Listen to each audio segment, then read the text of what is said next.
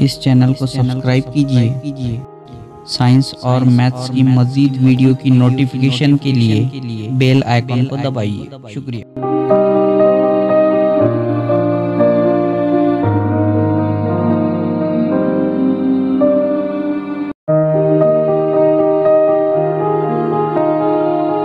अस्सलामुअलैकुम। हमारे आज के इस मॉडल का नाम है हवाई जहाज़ के पंखों की साख्त।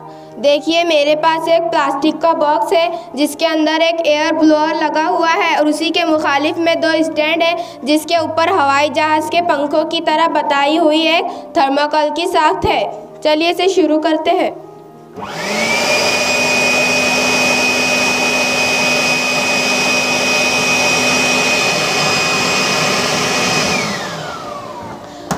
जैसा कि आप सबने देखा, जैसे ही एयर ब्लोअर शुरू हुआ था उसमें से तेज़ी से हवा जाने की वजह से वो साख्त ऊपर उठती है। ऐसा क्यों होता है? ऐसा इसलिए होता है कि देखिए ये जो साख्त है ऊपर से बेज़वी है और नीचे से हमवार है। इसका पहला अगला सिरा मोटा है और पिछला सिरा बारीक है। यही उसूल पहले हमने बर्नौलीज़ के तजुर्बे में देखा था। हवा तेज़ी से गुजरती है वहाँ पर हवा का दबाव कम होता है और जहाँ पर हवा कम होती है वहाँ पर हवा का दबाव ज़्यादा होता है।